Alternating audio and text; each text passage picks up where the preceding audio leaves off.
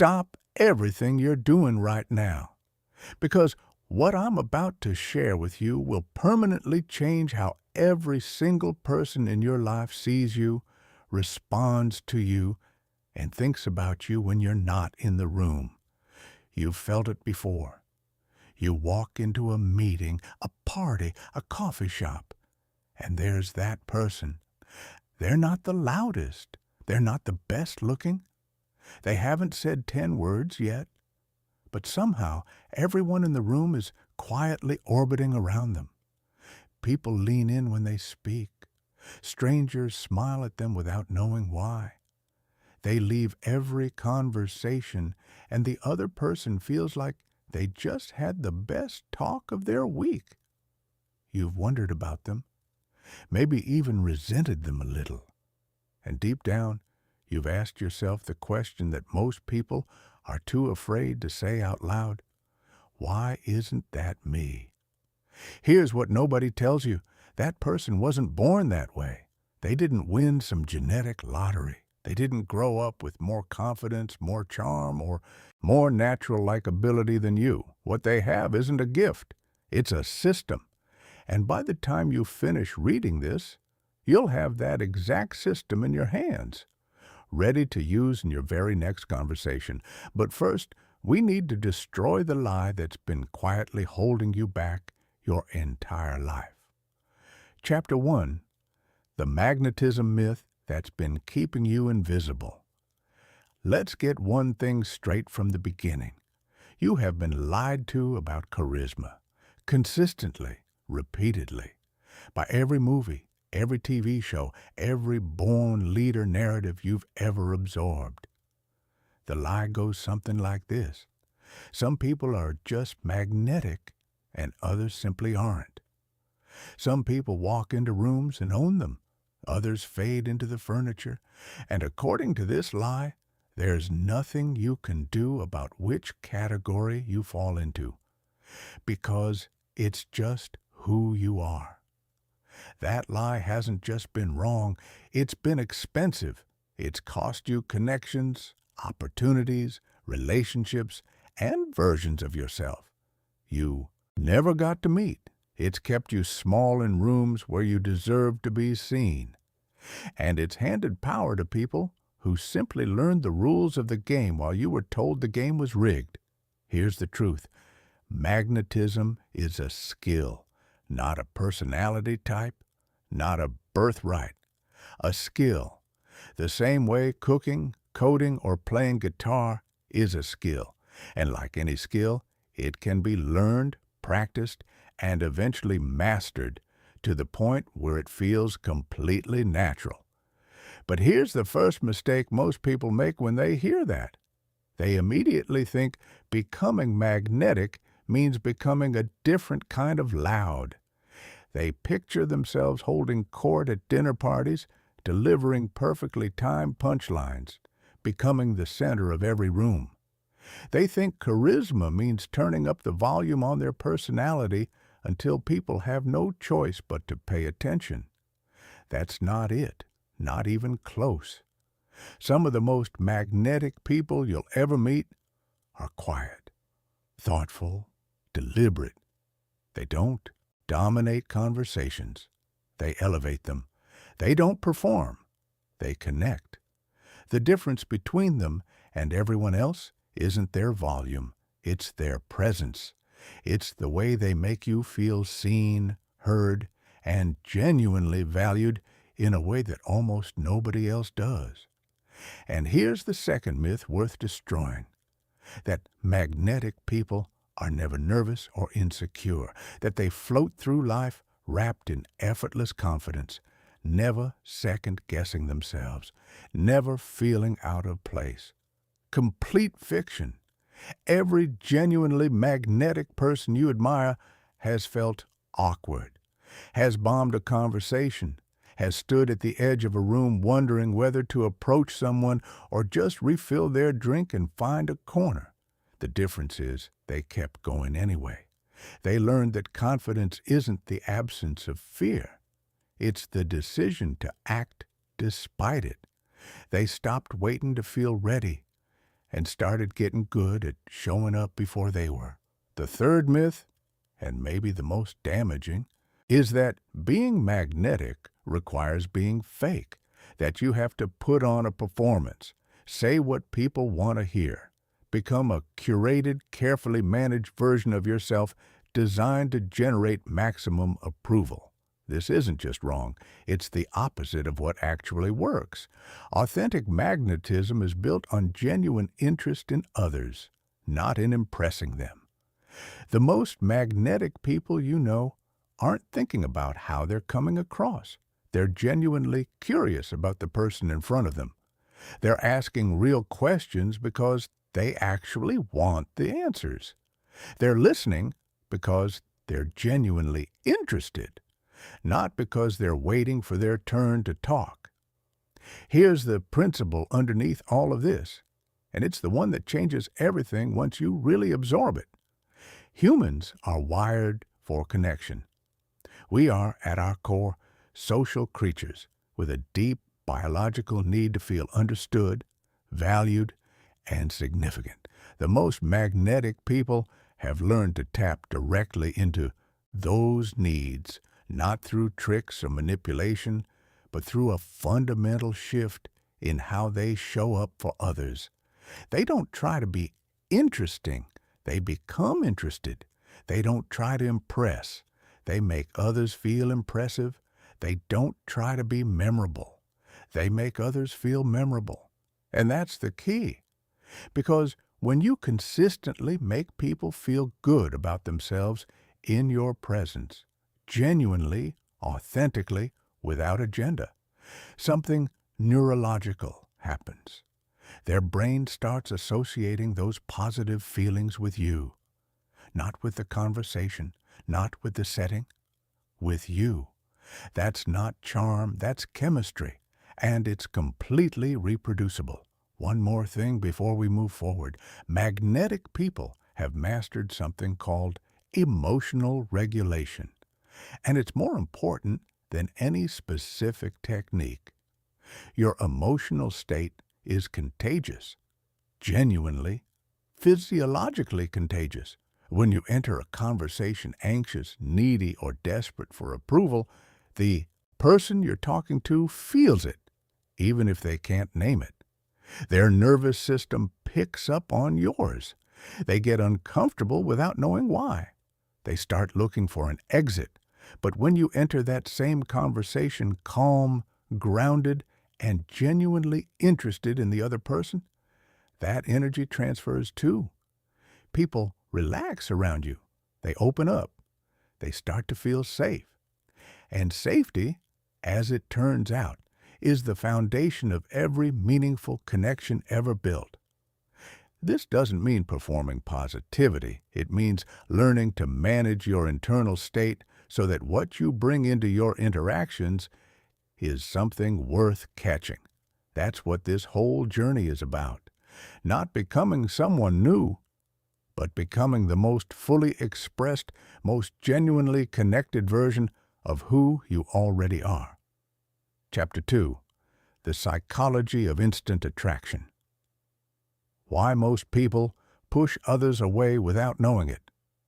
Your brain is making decisions about people before your conscious mind even wakes up to the conversation. Neuroscience has been clear on this for years. Within the first few seconds of meeting someone, your subconscious has already run them through a full evaluation, safe or threatening, valuable or forgettable, worth engaging or worth avoiding. This isn't judgment, it's survival architecture. Your brain evolved to make these assessments fast because in the world your ancestors lived in, slow social decisions had consequences. The problem? Most people are completely unaware of the signals they're sending during those first critical seconds. They walk into interactions trapped inside their own heads, rehearsing what they'll say, monitoring how they're being perceived, calculating whether they're making the right impression. And that internal noise creates exactly the wrong signal. Here's what that signal looks like From the outside, neediness, not the obvious kind, not desperation or clinginess. The subtle kind, the kind that shows up as talking too much to fill silence, agreeing with everything to avoid friction, checking your phone to seem busy, laughing a little too hard at things that aren't that funny, dropping achievements into conversation just a bit too smoothly. These are all symptoms of the same underlying condition, an approach built on scarcity rather than abundance. When you approach a social interaction from scarcity, you're focused on what you can get: approval, validation, connection, a positive impression. And the tragic irony is that this focus on getting is precisely what prevents you from receiving any of those things. People can sense when someone needs something from them, and the moment they sense it, something in them instinctively pulls back. Here's what happens at the neurological level. Your mirror neurons, the brain cells responsible for picking up on others' emotional and social states, immediately register the scarcity signal. Your amygdala flags it as a low-level threat to your energy and time. And your social brain quietly begins creating distance. Even as you're sitting right next to the person, you might not consciously know why you feel slightly uncomfortable around someone, but your subconscious figured it out in about 3 seconds. Now contrast that with what happens when you encounter someone operating from abundance. They're fully present, not scanning the room, not monitoring their own performance. They're genuinely interested in you without needing anything specific from you in return. They're comfortable with silence. They don't rush to fill every gap with words. They seem, in a word, settled, secure in themselves, content without needing you to confirm it. Your brain reads that signal as high value. You want to be around them more. You feel simultaneously comfortable and quietly drawn in, and you often can't explain why. This is the core psychology of attraction, and it has almost nothing to do with looks, status, or the words you choose. It has everything to do with the energy underneath those words: abundance or scarcity, giving or getting, presence or performance. Let's look at the specific behaviors that broadcast scarcity, because you might be doing some of them without realizing it. Fill in every silence because quiet feels like rejection. Silence is actually one of the most powerful social tools available to you, but only if you're comfortable enough to let it breathe. Asking questions just to keep the conversation alive rather than because you're genuinely curious. The difference is subtle but immediately perceptible to the other person. Agreeing with everything to avoid the discomfort of disagreement. This doesn't make you likable. It makes you forgettable. People respect those who have actual perspectives. Name-dropping or achievement mentioning slightly too often. Every time you do this, you're signaling that you don't believe your presence is enough on its own. Seeking validation through compliments or reactions. Watching too carefully for signs that the other person approves of you. Every one of these behaviors communicates the same thing: I am not enough without your confirmation. And the moment that signal goes out, attraction goes down. Magnetic people do something completely different. They enter every interaction knowing they have value to offer, and that this is true regardless of how the interaction unfolds. They're not attached to outcomes. They're not monitoring for approval. They're genuinely focused on the person in front of them, asking questions because they're curious, listening because they care, disagreeing when they actually disagree. And here's the counterintuitive result. When you stop needing others to like you, they start to like you far more. The deepest psychological trigger for genuine attraction isn't charm or humor or status. It's the feeling of being truly seen. Most people move through their days wearing masks, playing roles, managing impressions, keeping the real stuff carefully tucked away. When someone creates a space where you can drop the mask, where you feel genuinely understood rather than evaluated, it creates an almost addictive bond. When that happens, your brain releases oxytocin, the same neurochemical involved in deep trust, bonding, and attachment. You don't just like the person, you want to be around them. You look forward to seeing them. You leave the conversation feeling somehow better about yourself than you did when you arrived. That's what you're building toward. Not a technique, not a persona, a way of being with people that makes them feel more alive. Chapter 3. The Magnetic Mindset. The internal shift that changes everything. Everything covered so far points to one conclusion. The difference between magnetic people and everyone else isn't primarily what they do. It's how they think. Their mental framework is fundamentally different.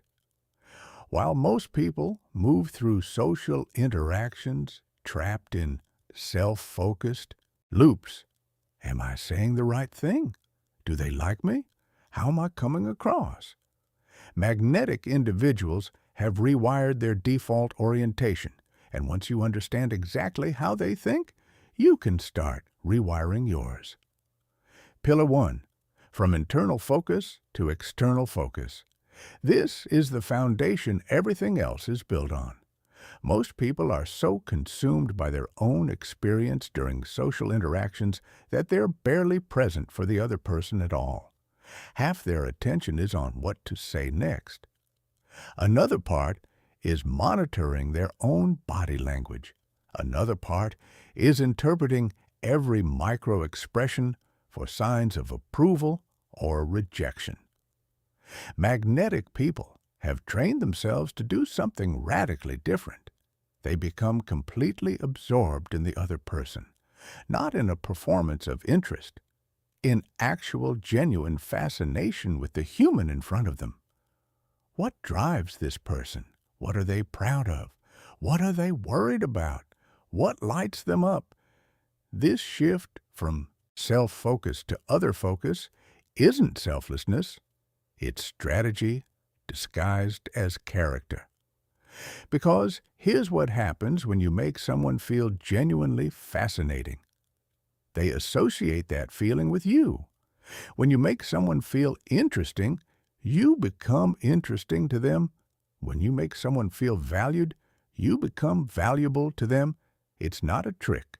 It's just an understanding of how human psychology actually works. Pillar 2.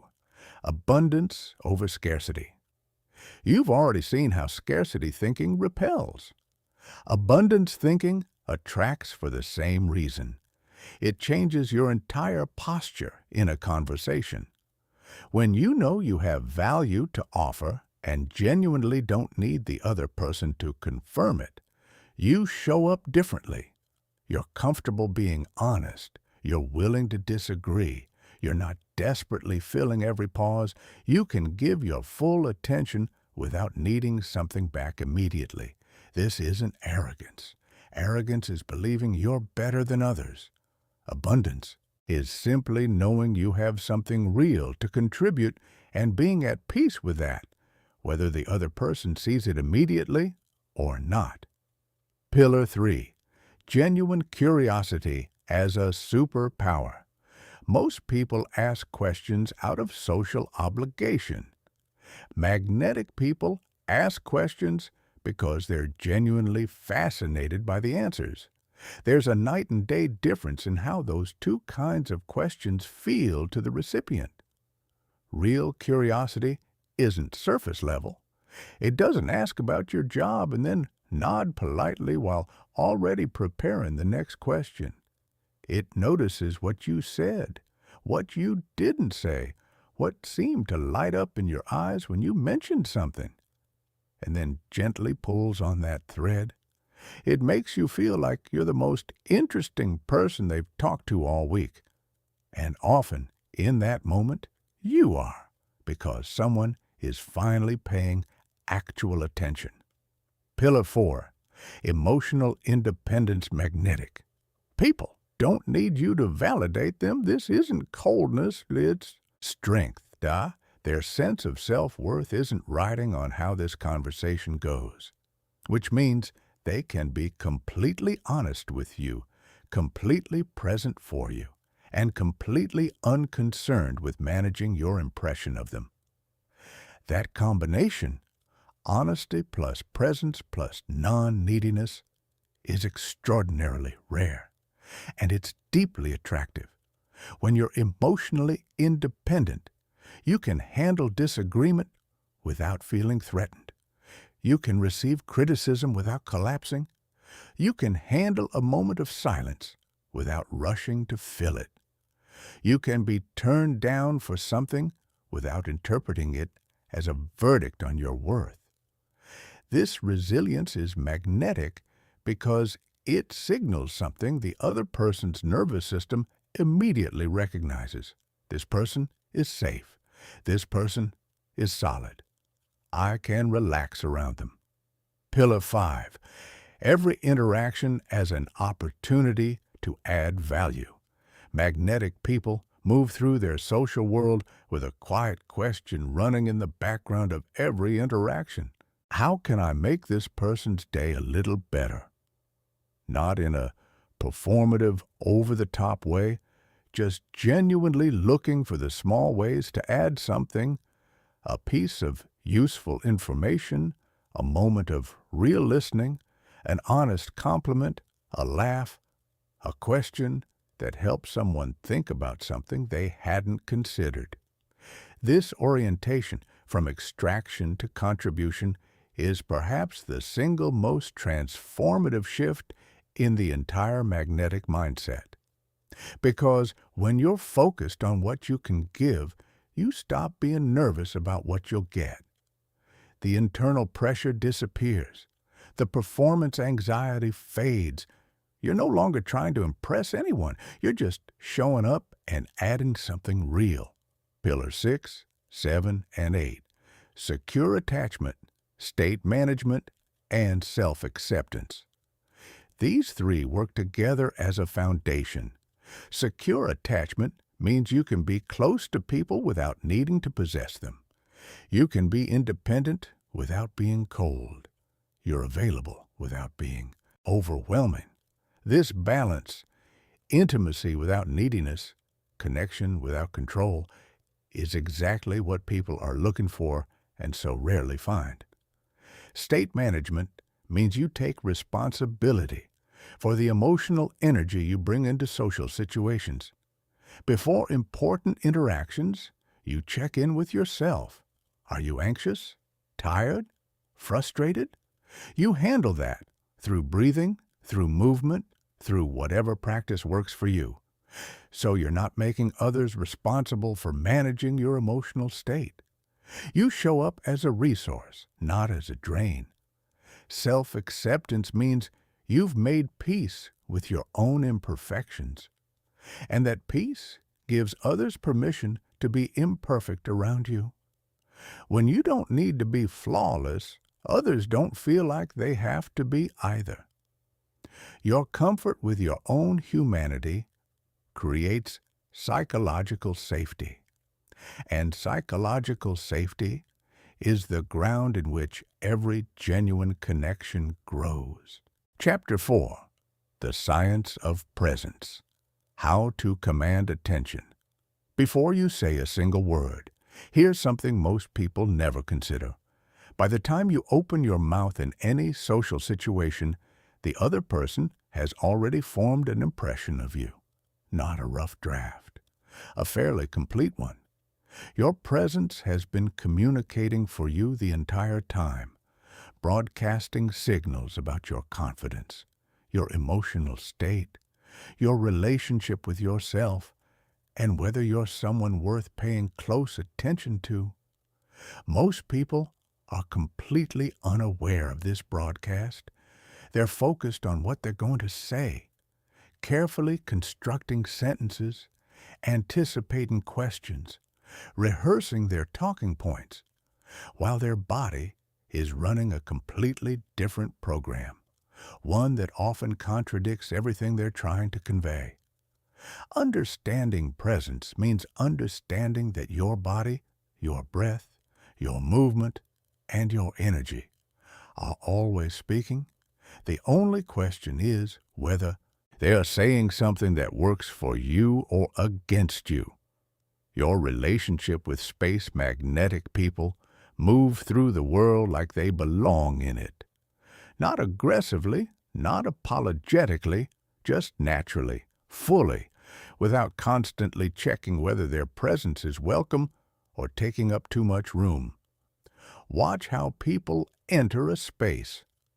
Some people cross a threshold and immediately shrink.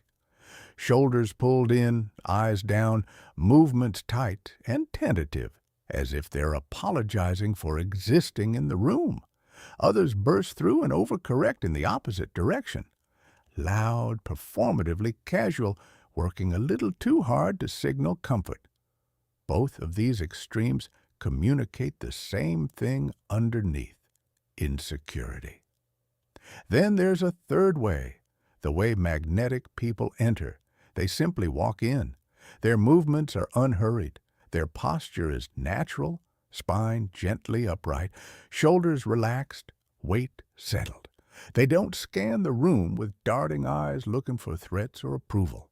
They take it in calmly, like someone who has every right to be exactly where they are. And in that simple, quiet act of arrival, something registers in every person who sees it.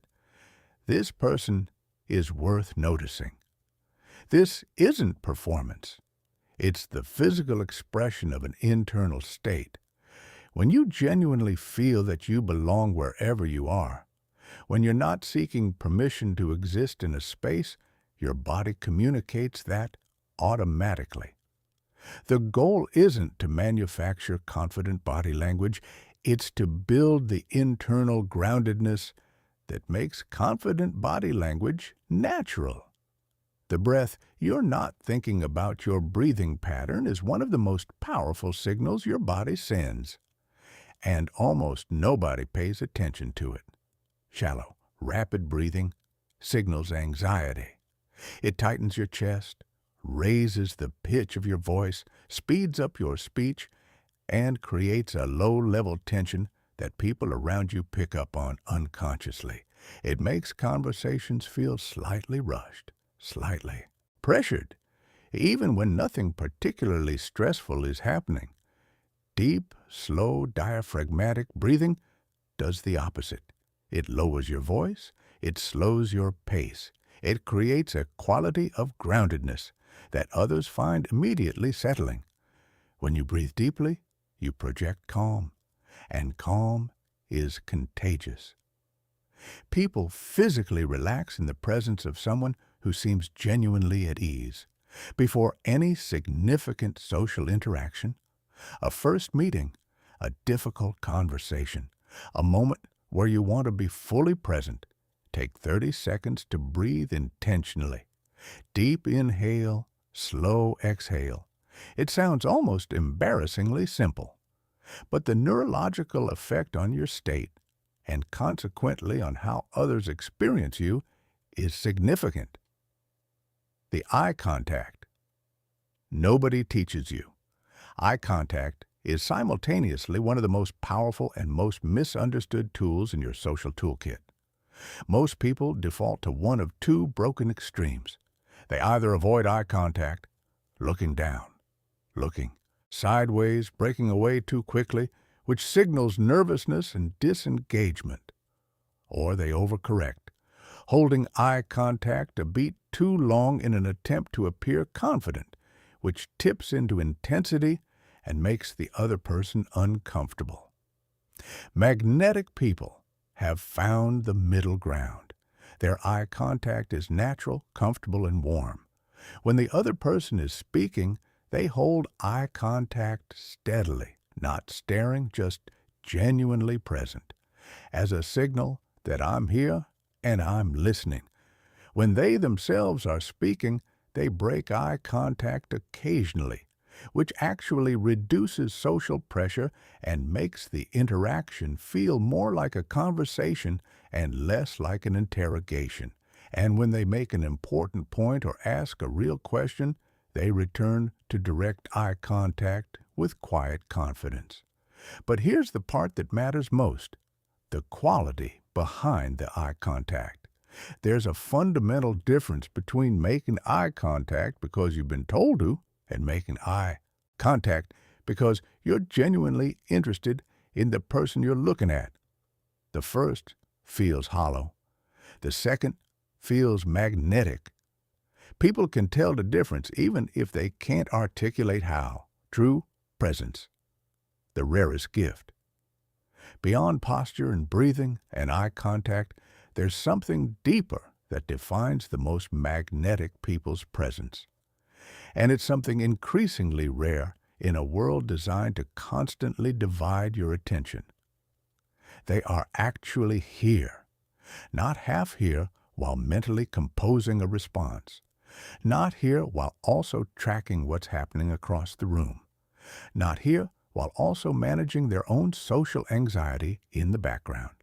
Fully, completely, undividedly here, with you in this moment, as if nothing else in the world is currently more interesting or more important.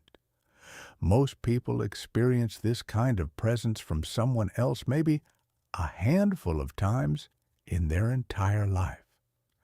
A mentor who made you feel like your problem was the only thing on their mind. A friend who listened so completely that you ended up saying things you didn't even know you were feeling. A stranger on a plane who, for 45 minutes, made you feel like the most fascinating person alive. You remember those moments. You remember those people, and you return to them, physically or mentally, because that quality of attention is one of the most nourishing things one human being can offer another. Developing true presence requires one fundamental practice: learning to quiet the internal commentator, the running monologue that's evaluating, planning, judging, and rehearsing while someone is trying to actually talk to you. This is a skill. It takes deliberate practice. But every conversation where you genuinely commit to being fully present rather than half present is a rep in that practice, and over time it becomes your default and your most distinguishing quality. Silence as a tool, not a problem. One of the clearest markers of social insecurity is the desperate need to fill every moment of silence.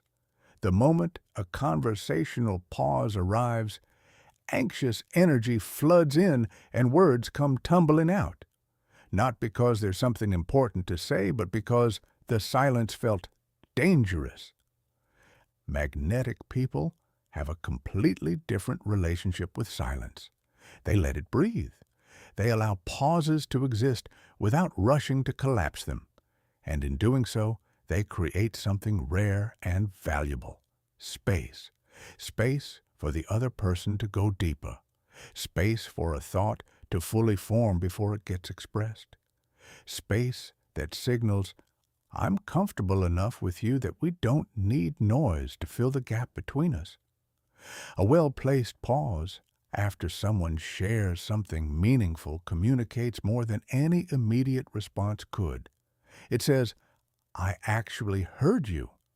I'm actually thinking about what you said. That level of care is magnetic precisely because it's so uncommon. Calm energy, the sweet spot. Your overall energy level matters as much as any specific technique. Too low, and you come across as disengaged, flat, easy to forget.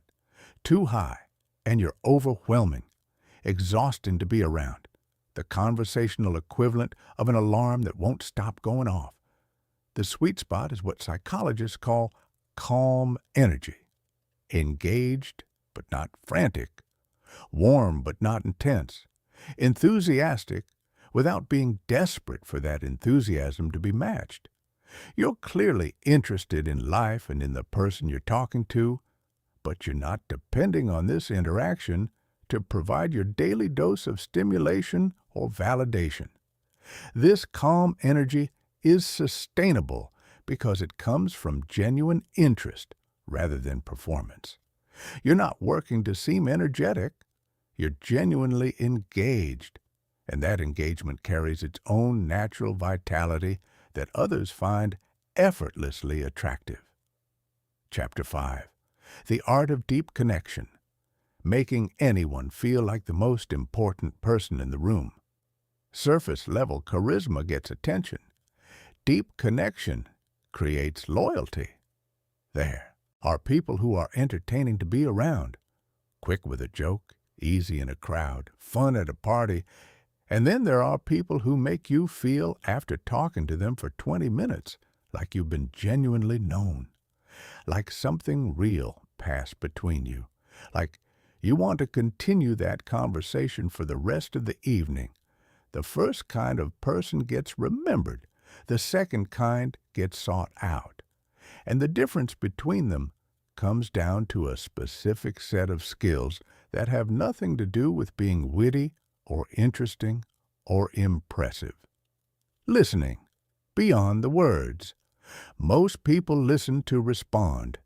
They're tracking the conversation just enough to know when it's their turn, then mentally preparing their contribution while the other person is still talking.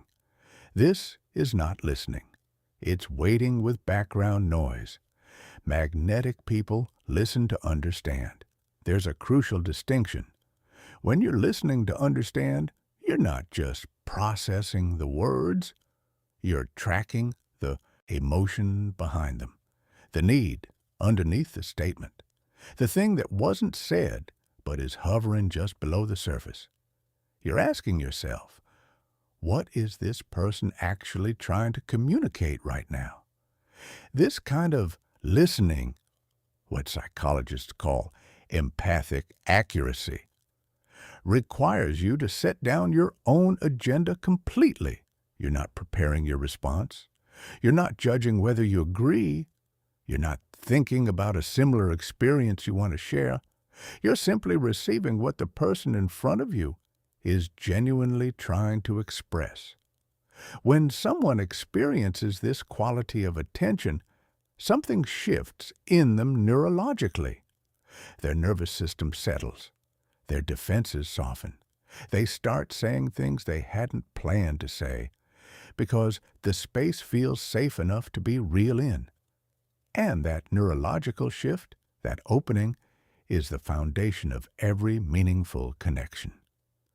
Questions that open doors. Predictable questions produce predictable answers. What do you do? Produces a job title. How was your weekend? Produces a summary. Where are you from? Produces a city name. None of these create connection. They just move the conversational furniture around without changing the temperature of the room. Magnetic people ask questions that invite depth. Instead of, what do you do? What's the part of your work that actually energizes you? Instead of, how was your week? What's something that happened this week that you're still thinking about?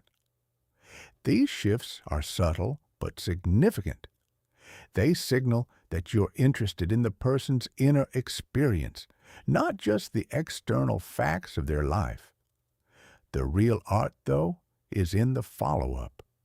When someone shares something meaningful, the average person either changes the subject or immediately offers their own related experience. Magnetic people go deeper.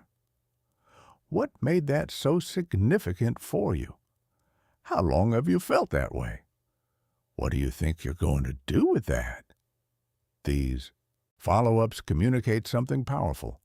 I want to understand you more fully, not just check a box and move on. Reflecting back what you hear. One of the most underused connection tools is reflecting back not just what someone said, but what they felt while saying it. Not mimicking their words, translating the emotion underneath them. If someone describes a difficult situation at work, the average response is advice or a similar anecdote. The magnetic response is an acknowledgement of the emotional reality. That sounds genuinely exhausting, especially when you clearly care so much about doing it well. That kind of reflection creates an immediate sense of being understood at a level most people never reach in casual conversation. Sharing yourself, strategically and authentically deep connection isn't a one-way interview. While you want to remain primarily focused on the other person, genuine connection requires some reciprocal vulnerability. The key is how you share. When you share something personal, it should serve the connection, not redirect attention to yourself. A brief, relevant personal insight that says, I understand what you're describing because I've felt something similar, creates intimacy. A 5-minute detour into your own experience that leaves the other person waiting to continue their thought breaks it. Share concisely, share authentically, and then return the conversation to them. You're not competing for the spotlight. You're using your own experience as a bridge to deeper understanding of theirs. Creating emotional safety people can sense judgment, even when it's never spoken, even when you're being perfectly polite. A subtle evaluative energy creates an invisible wall that keeps conversations at the surface. People don't take risks, don't say the real thing, the honest thing, the slightly vulnerable thing, when they feel they might be assessed or found lacking. Magnetic people create safety by leading with curiosity rather than evaluation. They're genuinely interested in understanding perspectives that differ from their own. They make people feel accepted for who they actually are rather than who they think they should be. And critically, they separate understanding from agreement. You can completely comprehend someone's viewpoint while having a different one. When people feel understood, regardless of whether you agree, they feel safe. And safe people open up, recognizing what makes each person unique. Every person you meet has something genuinely remarkable about them, a perspective shaped by experiences nobody else has had, a skill developed through years of quiet dedication, a way of seeing the world that's entirely their own. Most people move through life without ever having that uniqueness acknowledged. When you notice it, genuinely, specifically, without flattery, and reflect it back, you give someone something extraordinarily rare, not a compliment on their appearance or a vague affirmation, a real recognition. I see something in you that is distinctly yours, and it's worth noting. That experience of being truly seen is one of the most powerful things one human being can offer another, and it makes you unforgettable in the best possible way. Chapter 6. The Conversation Control System. How to Make Every Interaction. Unforgettable. Great conversations don't happen by accident. They happen because someone in the interaction is quietly, skillfully, generously guiding them somewhere worth going. That someone can be you. Starting immediately. The emotional current underneath every conversation, every interaction has 2 layers. There's the surface layer, the words, the topics, the information being exchanged. And then there's the emotional current running beneath it. The feelings, values, needs, and unspoken truths that give the words their actual meaning. Most conversations stay on the surface. They're pleasant enough, sometimes informative, rarely memorable. The person who learns to access the emotional layer, to guide conversations toward what people actually care about, feel, and want, becomes someone others genuinely look forward to talking to. Emotional labeling. When someone shares something and you identify and name the emotion beneath it, not the facts, the feeling, you create an immediate shift in the conversation's depth. If someone mentions they're starting a new chapter in their career, instead of asking about logistics, you might say, "That sounds exciting," and probably a little nerve-wracking at the same time. If you read them accurately, their whole face changes because you've just seen past the surface to the real experience. This emotional labeling builds connection fast because it communicates something most people never receive. I'm paying attention to how you actually feel, not just what you're saying. Strategic vulnerability. The calibration between sharing too much and sharing nothing is a skill most people never consciously develop. They either overshare, creating discomfort and asymmetry, or stay so guarded that no real connection can form. Magnetic people use graduated disclosure. They share something meaningful, a fear they navigated, a failure that taught them something real, a value that guides their decisions, without making it heavy or attention-seeking. This opens a door. It signals deeper conversation is welcome here, and the other person almost always walks through it. The power of reframing. When someone shares a problem or frustration, the instinctive response is either sympathy or advice. Magnetic people occasionally offer something more valuable, a different lens through which to see the situation, not dismissing the difficulty, acknowledging it fully, and then gently asking, "What do you think this is teaching you?" Or, "If this turns out to be the thing that changed everything for you, what would that look like?" These reframes shift the conversation from stuck to moving, from complaint to possibility.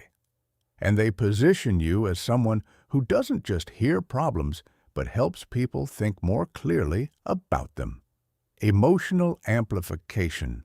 When someone shares something positive, an accomplishment, an exciting plan, a moment they're proud of, don't just acknowledge it and move on. Help them relive it. What was the exact moment you knew it had worked? Or, who was the first person you wanted to call when that happened? This amplification does two things simultaneously. It makes the person feel genuinely celebrated rather than just politely acknowledged. And it anchors those positive feelings to your presence. They don't just remember the moment. They remember that you were the one who made them feel it fully. Conversation seeding. The most magnetic conversationalists leave threads dangling, not from carelessness, but from strategy. They reference upcoming events, developing situations, ongoing projects. "I want to hear how that conversation goes." Or, "You'll have to tell me what you think after you've tried it." This forward-looking interest communicates something powerful. I'm not just here for this interaction. I'm interested in your life beyond this moment. It creates natural anticipation for future connection, and it turns a single good conversation into the beginning of an ongoing relationship. Chapter 7. The Invisible Influence System, Making People Genuinely Want to Help You. Here's the uncomfortable truth about influence that most people never confront. The harder you push for it, the faster it disappears. You've seen this play out. The person who works the room too aggressively at a networking event. The colleague who frames every conversation around what they need. The friend who calls only when they want something. The more visible their effort to influence, the more everyone around them quietly, instinctively resists. Real influence, the kind that actually moves people, that makes them genuinely want to support you, advocate for you, go out of their way for you, operates completely below conscious awareness. It doesn't announce itself. It doesn't apply pressure. It simply creates conditions where saying yes feels natural and saying no feels like a small loss. This is the invisible influence system, and it's built on psychology, not manipulation. Psychological ownership. Invite people. There's a fundamental difference between presenting someone with a completed request and inviting them into the process of building something. When people feel like they've contributed to an idea, a solution, or a decision, they become emotionally invested in its success. They're no longer doing you a favor. They're protecting something that's partly theirs. Instead of arriving with a fully formed ask, "I need your help with this," try opening with genuine curiosity. "I'm working through something, and I genuinely value your perspective. What would you approach differently?" This isn't manipulation. It's respect. You're treating the other person as a valued thinker, rather than a resource to be leveraged, and people can feel the difference immediately. When someone helps shape the solution, they show up for the execution differently. They're not grudgingly assisting. They're invested. That investment is worth far more than any persuasion. Technique. Reciprocity. The long-game humans have a deep, almost uncomfortable need to maintain social balance. When someone does something for us, something in us wants to return it. This isn't weakness. It's one of the foundations of human cooperation, and magnetic people understand how to work with it authentically. The key word is authentically. Crude reciprocity, doing something nice and then immediately cashing it in, feels transactional and breaks trust. Magnetic people play a longer game. They add value consistently, without scorekeeping, without obvious expectation of return. They share useful information when they have it. They make introductions that benefit both parties. They offer genuine encouragement at exactly the right moment. They do these things because they actually care, not because they're building a ledger. And then, when they do need something, the people around them naturally want to help. Not out of obligation, out of genuine desire to reciprocate for someone who has consistently shown up for them. That's not strategy. That's character producing results. Consistency, commitment align with who they already are. People have a powerful psychological drive to remain consistent with their stated values and past commitments.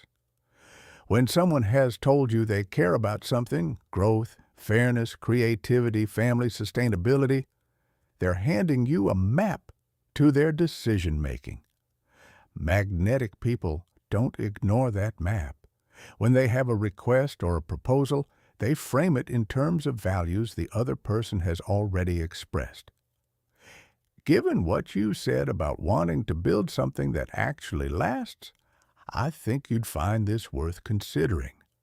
This isn't manipulation, it's alignment. You're showing the person that what you're suggesting is consistent with who they've already told you they are. Saying yes feels right. Saying no, would require them to act against their own stated identity. That asymmetry is powerful and completely ethical when used in service of genuine mutual benefit. Authority positioning without claiming it. People naturally defer to expertise, but the moment you claim authority directly, trust me, I know what I'm talking about. You've already undermined it. Stated authority is almost always less persuasive than demonstrated authority.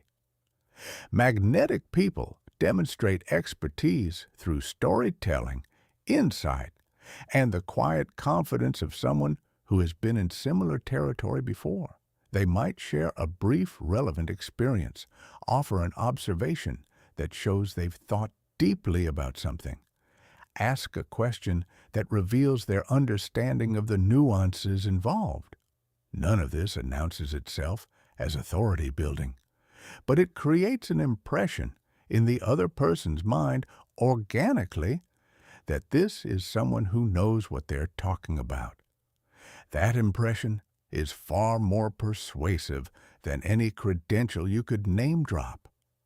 Emotional state, yours, matters as much as theirs. Your internal state during any request or persuasion attempt has an enormous effect on the outcome. And most people never think about this. When you're anxious about the outcome, that anxiety leaks. Your voice tightens slightly. Your sentences become just a bit more rushed. You over-explain in ways that feel defensive, and the other person picks up on all of it, without knowing exactly what they're sensing, just that something feels slightly off. Their resistance quietly rises.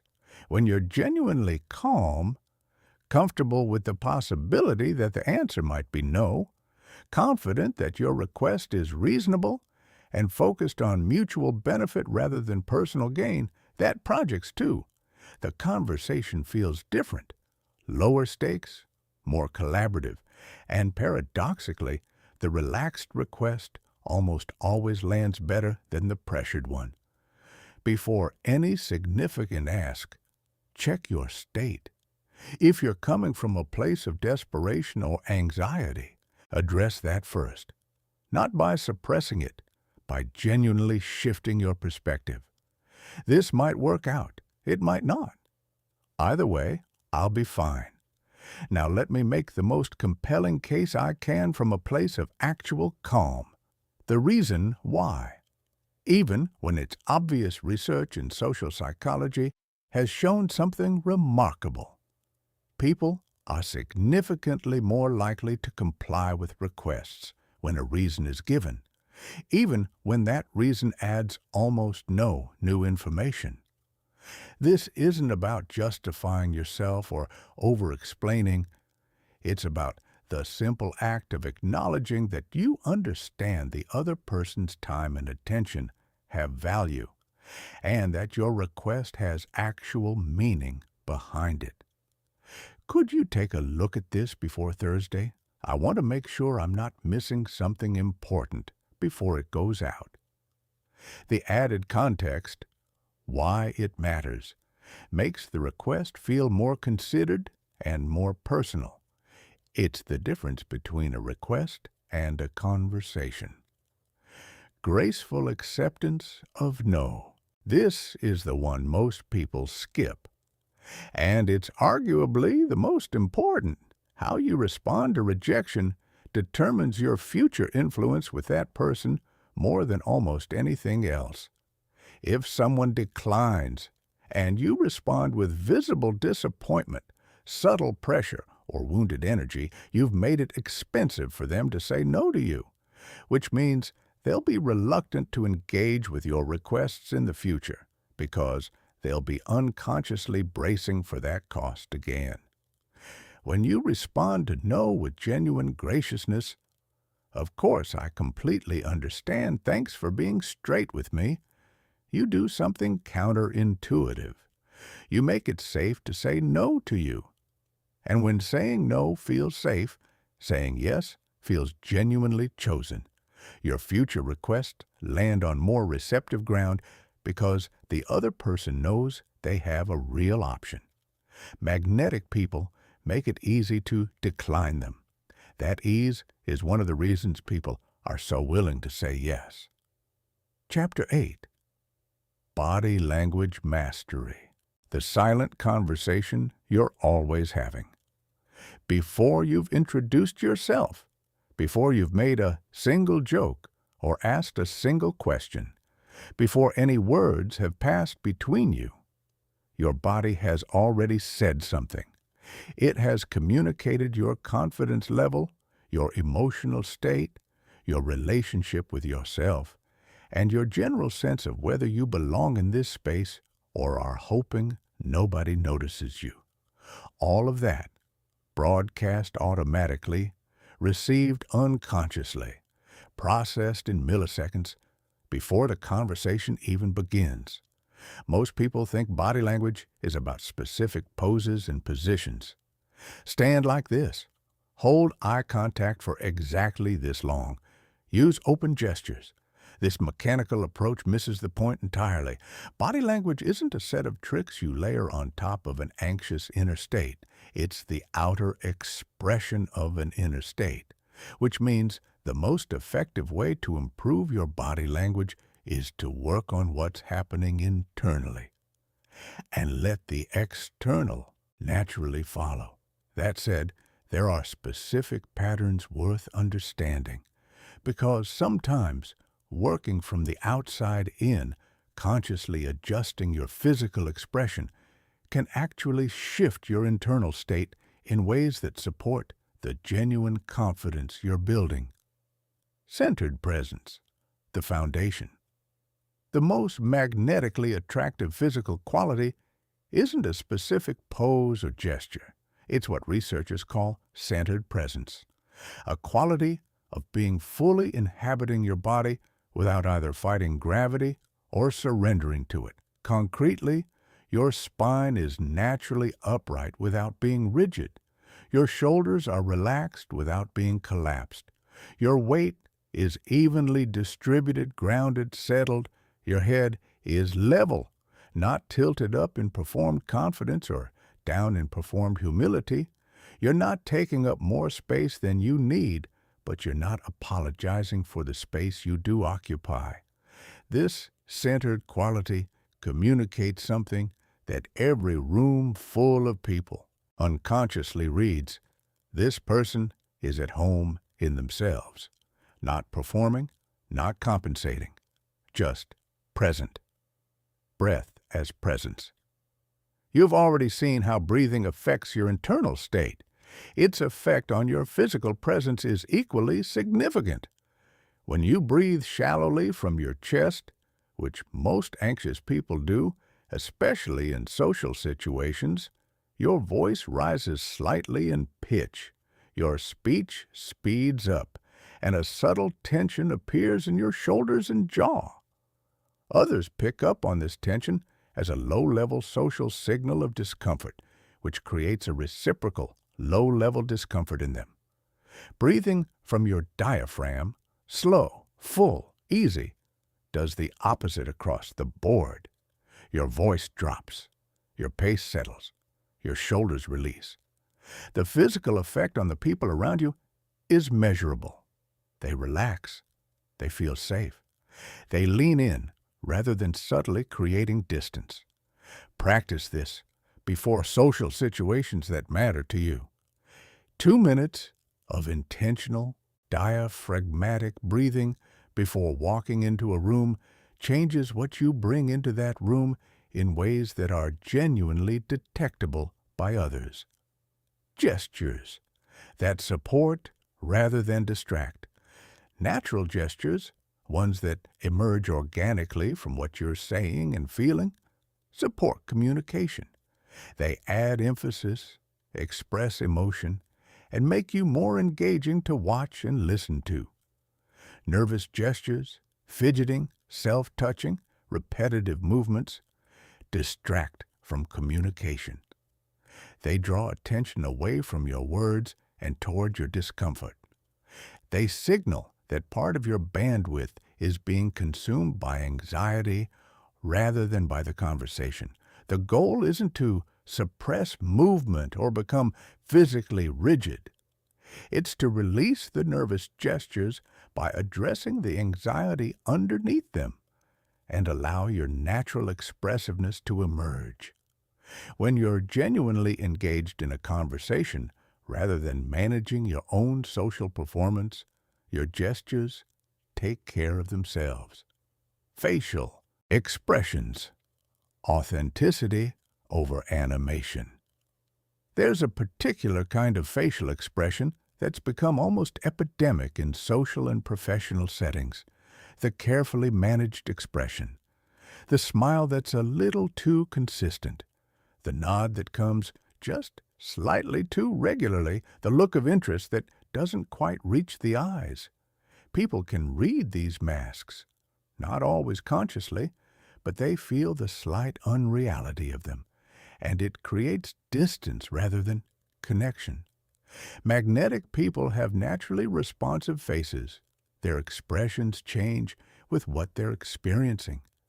Genuine amusement when something is funny, real curiosity when something is interesting, actual concern when something is difficult. This responsiveness isn't performed. It's the result of being genuinely present and genuinely engaged rather than managing an impression. The fastest route to more authentic facial expression is the same as the fastest route to better eye contact. Actually, be interested. When your attention is fully on the other person rather than on your own social performance, your face naturally reflects what you're experiencing, and that natural expressiveness is far more attractive than any calibrated performance of emotion. Movement with purpose. How you move through a room, not just how you stand or sit, communicates volumes. Purposeful, unhurried movement signals comfort and confidence. Darting, restless, nervous movement signals the opposite. Watch how magnetic people cross a room. They move like they have somewhere specific to go and are in no particular rush to get there. They don't hurry in ways that suggest anxiety. They don't slow down in ways that suggest performance. They simply move naturally, fluidly, with quiet intention. This quality of movement is the physical expression of the same internal state that drives all the other aspects of magnetism. Groundedness, the sense of being settled in yourself, comfortable with where you are and where you're going, not driven by the need for external validation or approval. Chapter 9. The Rapport Building System. Creating instant trust with anyone. Rapport is the invisible architecture of every meaningful human connection. When it's present, communication flows without effort. Disagreements don't feel threatening. Silence doesn't feel awkward. There's a quality of ease, a sense that this conversation is happening between two people who are fundamentally on the same side, even if they see things differently. When it's absent, even the most logical argument falls flat. The most compelling presentation lands without impact. The most carefully chosen words slide off without leaving a mark. Because rapport isn't just about communication. It's about the relational ground on which communication stands.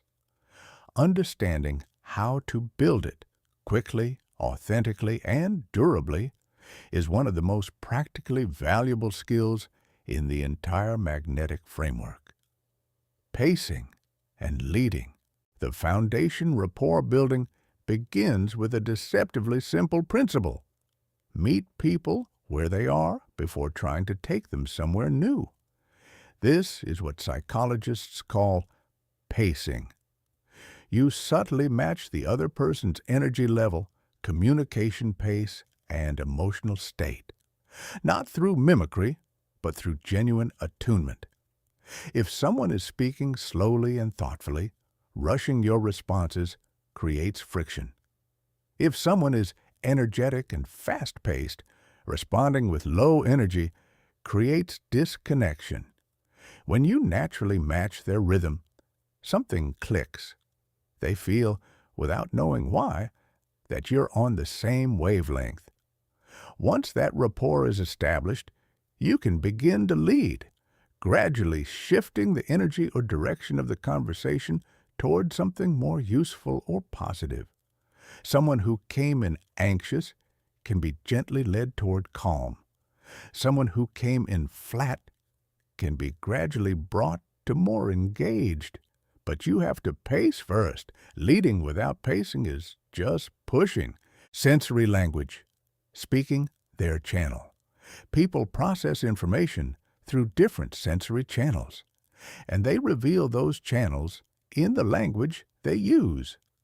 Visual people say things like, "I see what you mean," or "Let me show you." Auditory people say, "That sounds right," or "I hear you." Kinesthetic people say, "That feels off," or "I can't quite grasp it." When you subtly incorporate the same sensory language as the person you're talking with, they feel understood at a level they can't quite articulate. It's beneath conscious awareness, but it creates a sense of resonance, of being on the same channel. This isn't about mechanically mirroring language. It's about paying enough attention to notice how someone naturally thinks, and then speaking in a way that meets them there. Emotional state matching.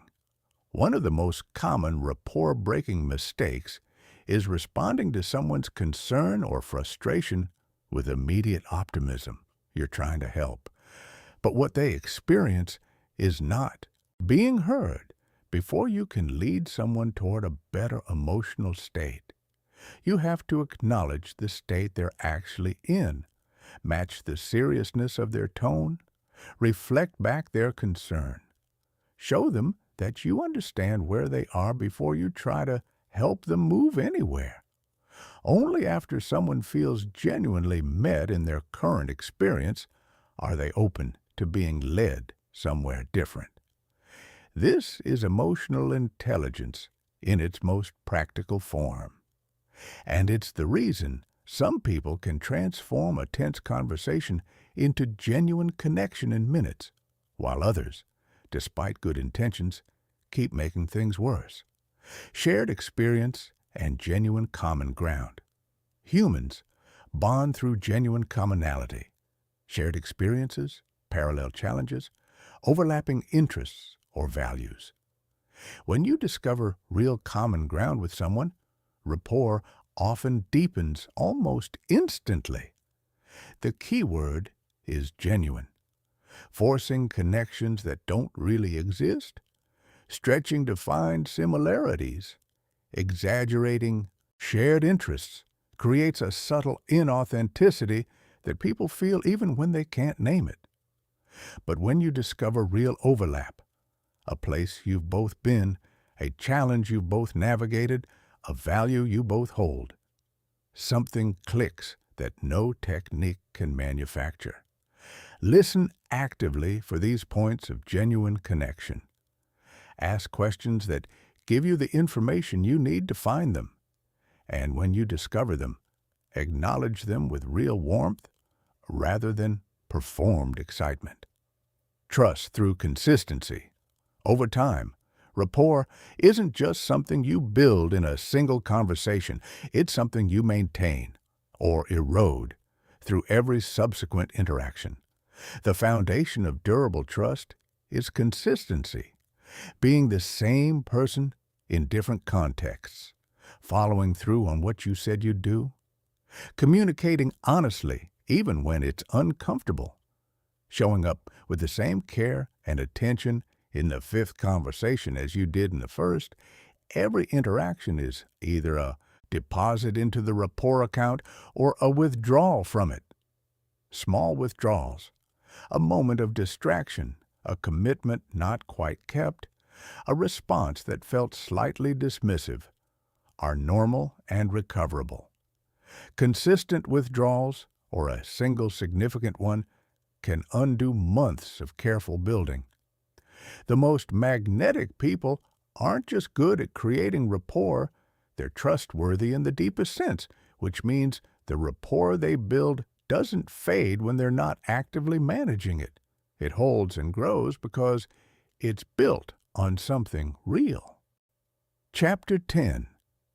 The Difficult People Strategy, Turning Tension into Trust. Every magnetic person eventually meets their match, not in the sense of someone equally charming or equally skilled, but in the sense of someone who seems specifically designed to test everything you've built, the colleague who challenges everything you say in meetings, the family member who can derail any gathering with a single comment, the stranger who comes in hostile before you've said a single word, the person who seems, for reasons you can't fully understand, to have decided they don't like you. How you handle these moments determines your magnetic ceiling more than almost anything else. Because it's easy to be warm and open with people who are warm and open back.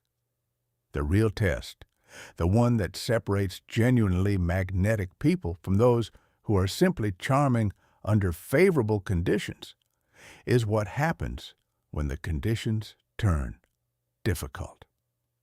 The most important reframe you'll ever make before any specific strategy, there's one foundational shift in perspective that changes everything about how you approach difficult people. Their behavior is almost never actually about you. This sounds simple.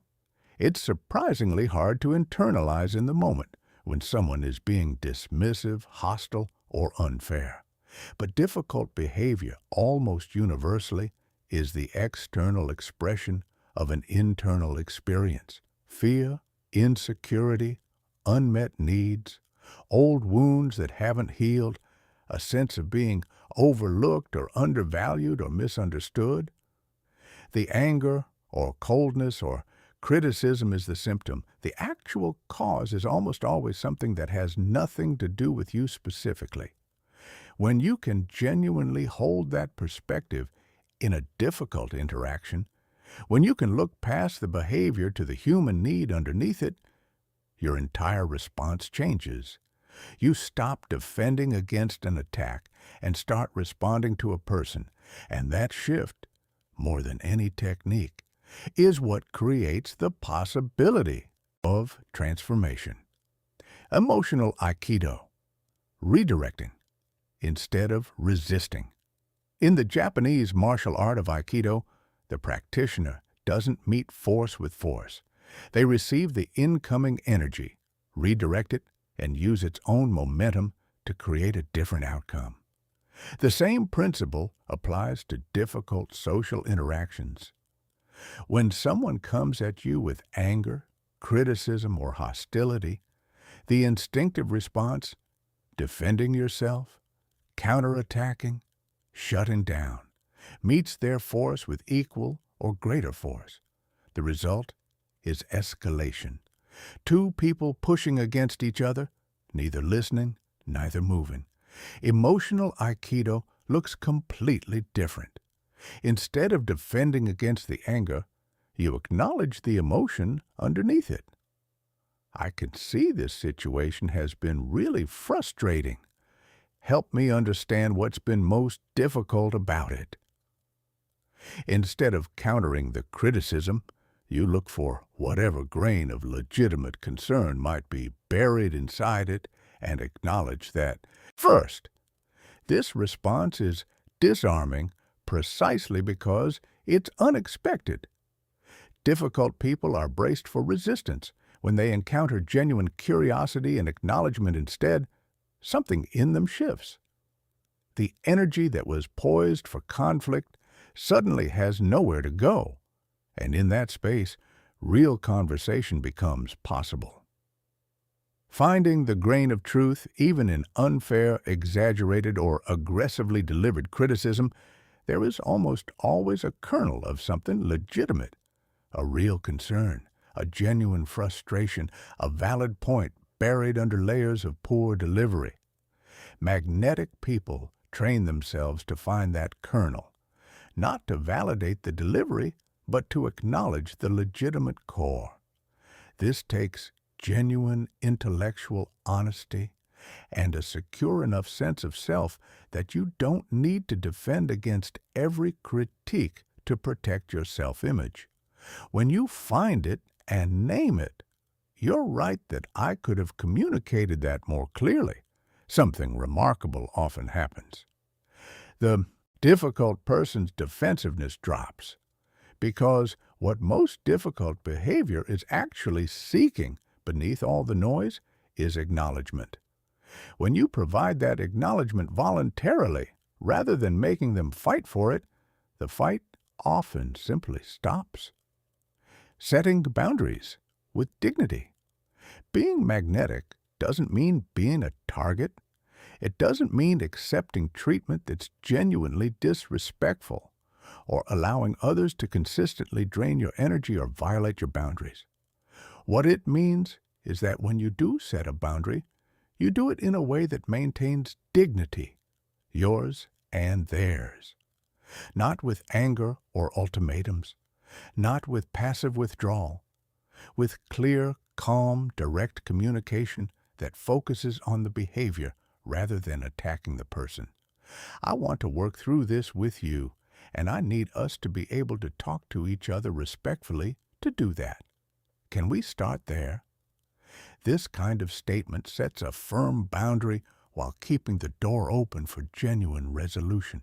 It positions you as someone who takes the relationship seriously enough to name what's not working, rather than either tolerating it or walking away from it.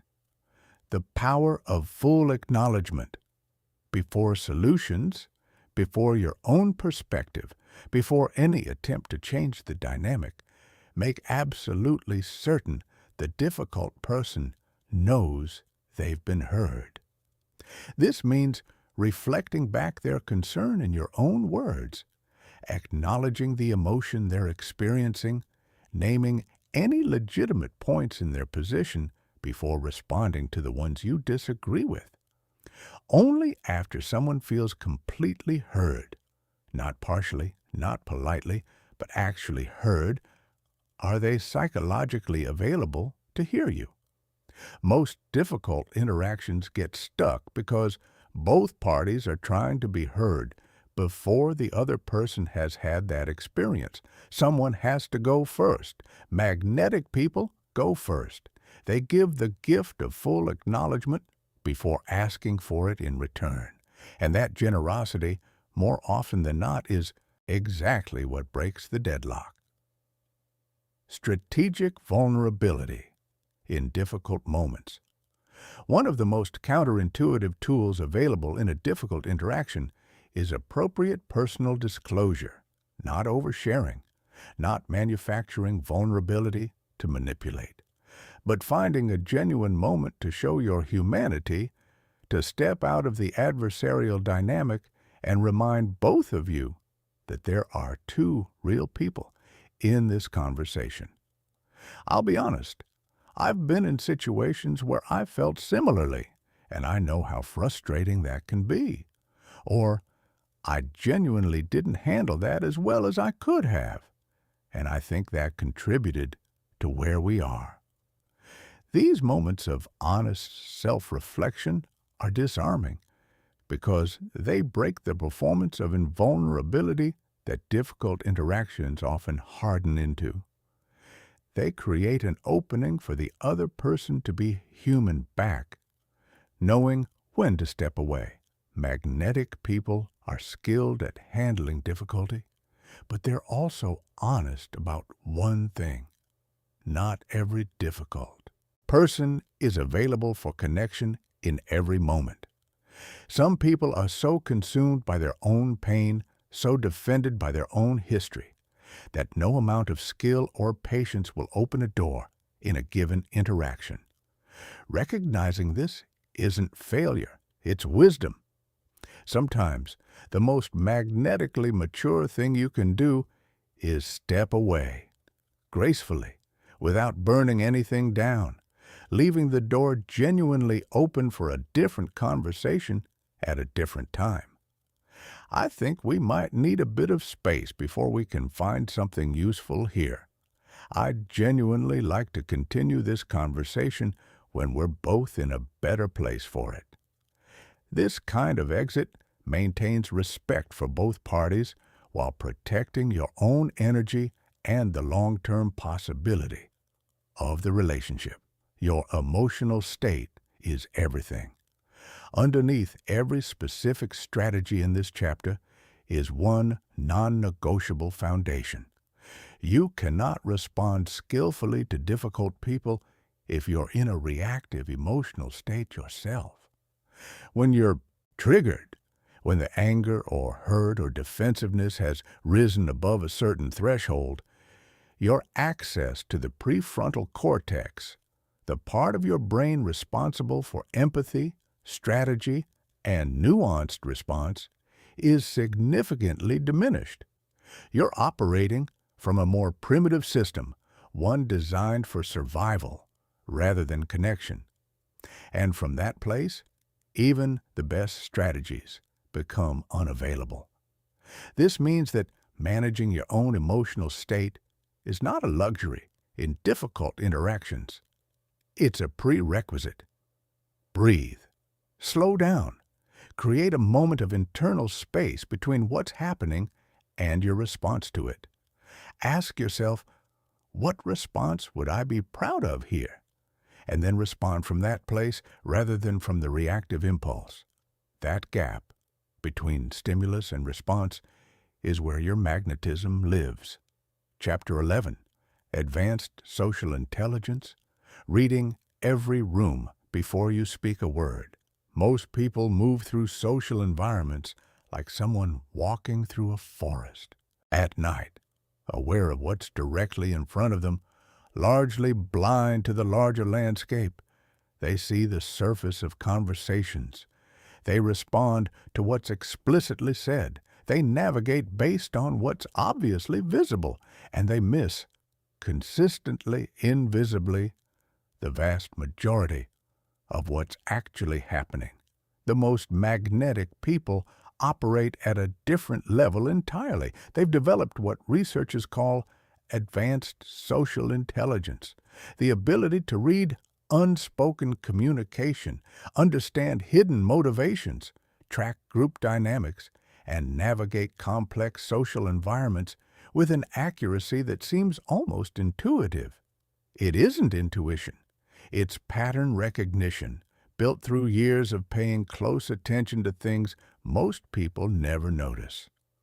Reading beneath the surface. Every conversation operates on multiple levels simultaneously. There's what's being said. There's what's being felt. There's what's being carefully not said. And there's the social dynamic in which all of it is happening. Most people engage only with the first layer. Magnetic people track all four simultaneously, not through some supernatural ability, but through the deliberate habit of paying attention to more than words. They notice micro-expressions, the brief, involuntary facial movements that reveal genuine emotion before conscious management kicks in. A flash of irritation masked by a smile, a flicker of genuine interest beneath a performed indifference, a moment of hurt quickly covered by a joke. They track baseline deviations, noticing how someone's behavior or affect has shifted from their normal pattern, which is often more informative than any specific behavior in isolation. A naturally expressive person becoming suddenly still. A usually confident colleague becoming uncharacteristically hesitant. These deviations are signals, and learning to read them gives you information nobody else has access to. Understanding social hierarchies. Every group has a power structure. Most of it is invisible, never explicitly stated, often not even consciously recognized by the participants themselves, but it's there. And navigating it accurately is the difference between someone who consistently makes good social moves and someone who consistently makes expensive mistakes without understanding why. Watch for who others look to when decisions need to be made, even informally.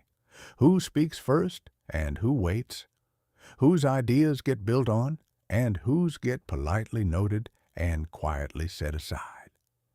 Who the room subtly orients toward when tension arrives. These patterns reveal the real influence structure of any group, which often differs significantly from the official one. Understanding these dynamics doesn't mean playing politics or abandoning your integrity. It means navigating with accuracy rather than blindly. It means not inadvertently challenging the wrong person, not misreading the room on a high-stakes moment, not being surprised by outcomes that were actually very predictable to anyone paying attention. Reading individual motivation. Every person you interact with is driven by a small set of core needs: recognition, security, autonomy, connection, growth, and shaped by fears that are often the mirror image of those needs. Socially intelligent people develop the habit of asking themselves quietly, in any significant interaction, what does this person most need right now? Not what do they need in general. What do they need in this specific moment, in this specific conversation? Someone who needs to feel heard doesn't need advice first. Someone who needs to feel respected doesn't need to be corrected in public. Someone who needs autonomy doesn't need to be managed, even helpfully. When you can read these needs accurately and respond to them, not manipulatively but genuinely, you become someone people feel deeply understood by. And feeling understood is one of the most powerful experiences in human social life. Reading. The emotional climate. Every social environment has an underlying emotional temperature. Sometimes it's warm and open. Ideas flow, laughter comes easily, people take risks in conversation. Sometimes it's tense and guarded. Words are chosen carefully, humor falls flat. Everything feels slightly effortful. The most socially intelligent people read this temperature before they act. They don't bring high energy into a tense room and wonder why it lands badly. They don't try to have a serious, substantive conversation in a room that's running on celebratory energy. They assess first, then calibrate. This isn't about being chameleon-like or abandoning your authentic self. It's about understanding that every environment has its own emotional logic, and that working with that logic rather than against it dramatically increases your effectiveness. Timing as intelligence. Perhaps the most underappreciated component of social intelligence is timing. The same question, the same comment, the same piece of information delivered at the right moment versus the wrong one can produce completely opposite outcomes. Magnetic people have developed a feel for conversational timing that borders on artistry. They know when to introduce a difficult topic and when to wait, when humor will land and when it will create distance, when to push for a decision and when to let something breathe, when to speak and when silence is the more powerful choice.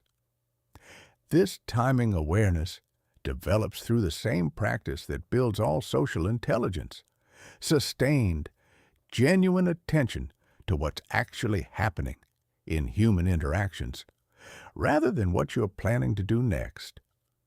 Perspective taking, the highest form.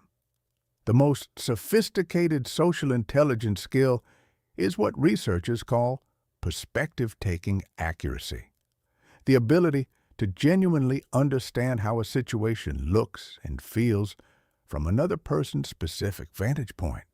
Not just imagining how you would feel in their position, actually accounting for how their specific background, values, history, and current circumstances shape their experience. This is harder than it sounds, because the default human tendency is to assume others perceive situations similarly to ourselves. They often don't, dramatically so. When you genuinely invest in understanding someone's perspective, not to agree with it, but to actually comprehend it, you gain several advantages simultaneously. You predict their responses more accurately. You communicate in ways that resonate with their actual experience rather than your projection of it, and they feel understood at a depth most people never encounter. That feeling of being deeply understood is one of the most powerful social experiences available to a human being.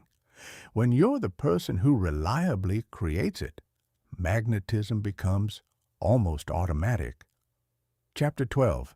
The Magnetic Lifestyle. Building a life that makes attraction effortless. Here's where most people misunderstand the nature of magnetism. They treat it as something you turn on in social situations, a set of behaviors you activate when other people are around and then set aside when you're alone. A performance with a beginning, a middle, and a curtain call. But genuine, sustainable magnetism isn't something you perform. It's something you are. And who you are is shaped not just by what you do in social interactions, but by how you build your life between them. The most consistently magnetic people don't have to work particularly hard at being attractive in social situations. It flows naturally from the quality of the life they've constructed. Its richness, its purpose, its depth of genuine engagement with the world. Their magnetism is the overflow of a life lived with intention. Genuine expertise and real passion. Magnetic people are almost always deeply engaged in something, not as a calculated move to seem interesting, but because they're genuinely fascinated by areas of their world and have invested real time and energy in developing mastery. This expertise and passion serves magnetism in two ways.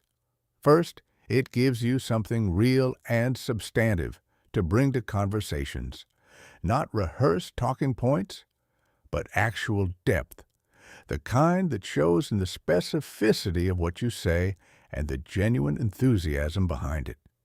Second, it builds authentic confidence, the quiet assurance of someone who has genuinely gotten good at something and knows it. The specific domain matters far less than the genuine engagement. What's magnetic isn't the topic. It's the quality of real passion and real knowledge that makes someone genuinely interesting to learn from and genuinely alive to talk to. Physical and mental foundation. You cannot be consistently magnetic on a foundation of chronic exhaustion, poor health, and unmanaged stress. Your physical and mental state is the substructure of everything else. When that substructure is compromised, everything built on top of it, your presence, your attention, your emotional regulation, your energy, is compromised too. This isn't about aesthetics, it's about function. When you feel genuinely good in your body and mind, rested, physically strong, mentally clear, you show up differently in every social interaction. Your energy is real rather than performed. Your attention is available rather than consumed by background anxiety. Your emotional regulation is intact rather than frayed. Treating your physical and mental health as social infrastructure, not just personal maintenance, reframes it as a priority rather than a luxury. Social abundance. One of the most counterproductive things you can do for your magnetism is to make any single relationship or social context the primary source of your emotional fulfillment. When one person or one group carries that entire weight, neediness follows inevitably. And neediness, as you've seen throughout this entire framework, is the most consistent magnetism killer.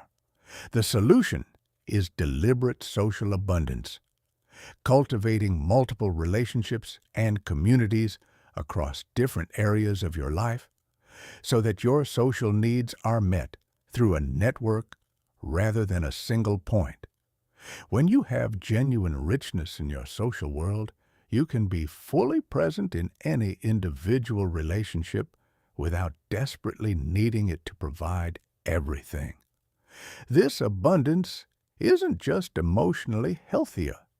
It makes you more attractive because people can sense when someone genuinely has a full life, and that fullness is more magnetic than any performed confidence could ever be. Contribution consciousness, the most sustainably magnetic people are consistently oriented toward contributing something to their work, their community, their relationships, the world in some form that extends beyond their own immediate interests. This contribution consciousness does something specific to your magnetism. It gives you a quality of purpose that shows. People are drawn to those who are building something, serving something, engaged in something larger than themselves. It creates a kind of gravitational pull that's almost impossible to manufacture artificially. Find the forms of contribution that align genuinely with your values and abilities, not because it will make you more attractive, but because it will make you more alive. And aliveness, in all its forms, is one of the most magnetic qualities a human being can possess. Chapter 13. The Network Effect. How Magnetic People Build Social Power that Compounds Over Time. Most people think about relationships one at a time. This person, that conversation, this connection, that introduction. Each relationship exists in its own isolated bubble, valued or neglected based on what it provides in the immediate term. And this one-at-a-time thinking keeps most people's social influence permanently limited because they're playing a linear game in a world that rewards exponential thinking. The most magnetic people understand something that changes everything about how they invest in relationships. Your social influence doesn't just add up, it multiplies. One genuinely well-connected person in your network can open doors that a dozen peripheral acquaintances combined never could. One relationship built on real trust and mutual respect can generate opportunities, introductions, and support that ripple outward in ways you could never have predicted or engineered directly. One act of genuine generosity, made without expectation, can create a chain of reciprocity that returns to you years later in forms you never anticipated. This is the network effect, and understanding it transforms how you think about every relationship you're in and every one you're building. Leading with value. Always, the foundational principle of magnetic networking is so simple it almost sounds naive. Give more than you take consistently, without keeping score, not as a strategy, not as a calculated investment with an expected return, as a genuine expression of who you are and how you want to show up in the world. When you lead with value, sharing useful information when you have it, making introductions that benefit both parties, offering your time or expertise or encouragement without waiting to be asked. You build something in your network that no amount of transactional networking can create, a reputation for generosity. And that reputation does work for you constantly, even when you're not in the room. People talk about those who've genuinely helped them. They look for opportunities to reciprocate, even when you never ask. They think of you when something relevant comes up, an opportunity, a connection, a resource, because you've made yourself someone worth thinking about, not through self-promotion, but through consistent, genuine contribution. The crucial caveat: this giving must be sustainable. You can't pour from an empty vessel indefinitely. Leading with value doesn't mean depleting yourself. It means finding the forms of contribution that feel natural and energizing for you, and doing those consistently, rather than trying to be all things to all people. Becoming a super connector. Within any network, there are people who primarily consume the connections around them, extracting value from relationships without generating much flow between others. And then there are people who create connections, who actively look for opportunities to introduce people who would benefit from knowing each other, who think about their network as a living ecosystem they can help thrive rather than a resource they can mine. These people, super connectors, occupy an extraordinarily powerful position, because every valuable introduction they make strengthens their relationship with both parties simultaneously. Both people appreciate them. Both people want to stay connected to them. Both people are inclined to help them in return. Over time, super connectors become nodes in their networks, central points through which valuable connections and opportunities flow. Not because they've worked to position themselves that way, but because they've consistently created value for others, and others have naturally oriented toward them as a result. The practice is straightforward. Pay genuine attention to what different people in your network need and what they offer. Notice the potential connections. The person working on a problem that someone else you know has already solved. The two people in adjacent industries who would fascinate each other. The individual seeking mentorship and the person who would love to offer it. Then make the introduction, thoughtfully, with context that helps both parties understand why it might be valuable, and without expectation. Maintaining connection over time. Relationships decay without attention, not dramatically, usually gradually, almost invisibly, until one day you realize that someone who was once a genuine part of your life has become essentially a stranger you see occasionally on social media. Preventing this decay doesn't require grand gestures or significant time investments. It requires consistent, low-effort contact that communicates one simple thing: I think about you even when I don't need something from you. A brief message when you see something they'd find interesting. A genuine congratulation when something good happens in their life. A check-in during a period you know has been difficult. An invitation to something relevant that you think they'd enjoy. These small acts of attention are the mortar that holds relationships together between the significant interactions. The most important element: this contact must feel genuine rather than scheduled. People can tell the difference between someone who's reached out because they thought of them and someone who's completing a relationship maintenance task.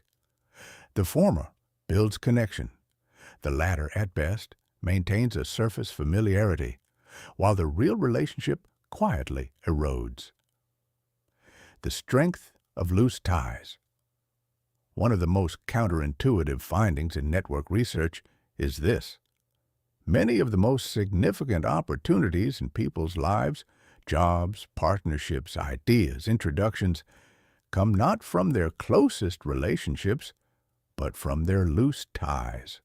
The former colleague they see once a year, the person they met at a conference 3 years ago, the friend of a friend they've had dinner with twice.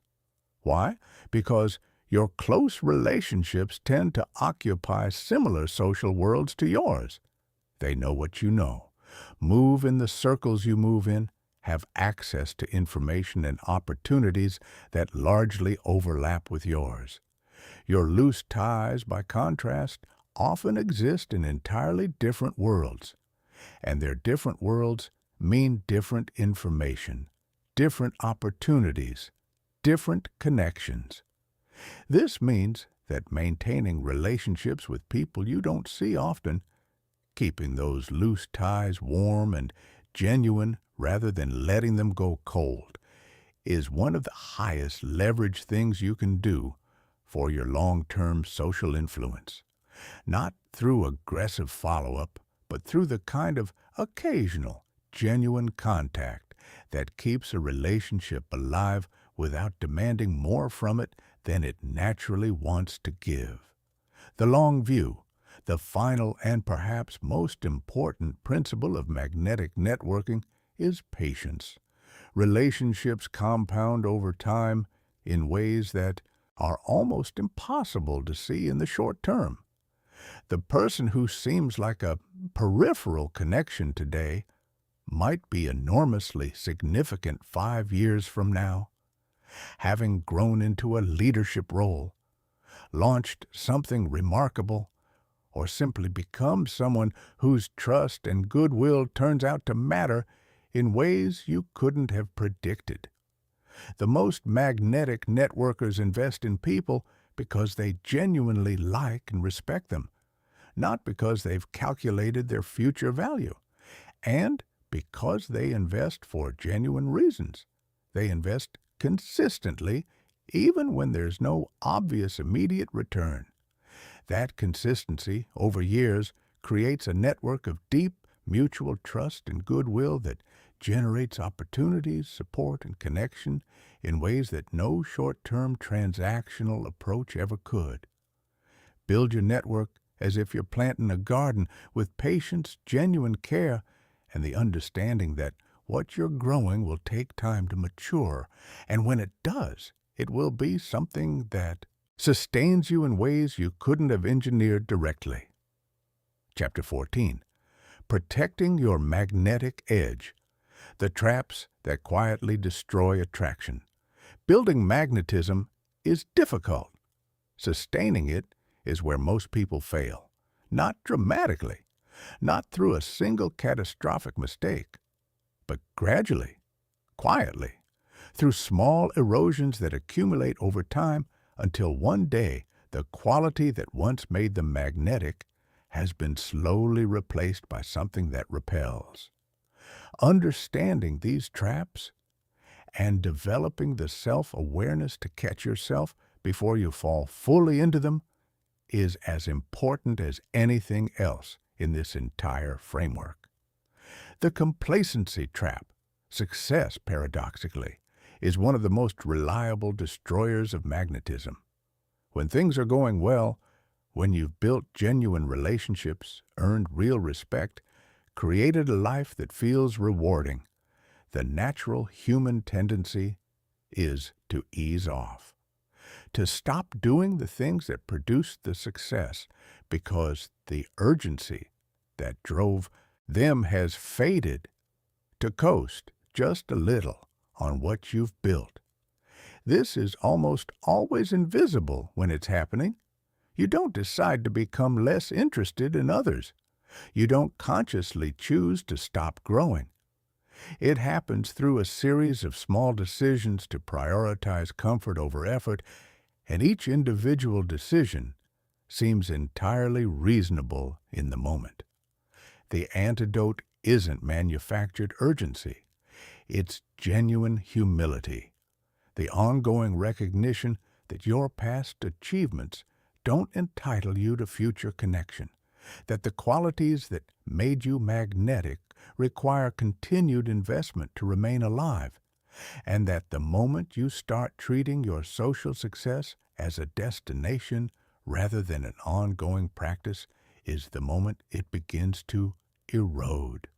Neediness creep. Even people who begin with genuine emotional independence can drift toward neediness over time, particularly during difficult periods when external validation provides relief from internal pain.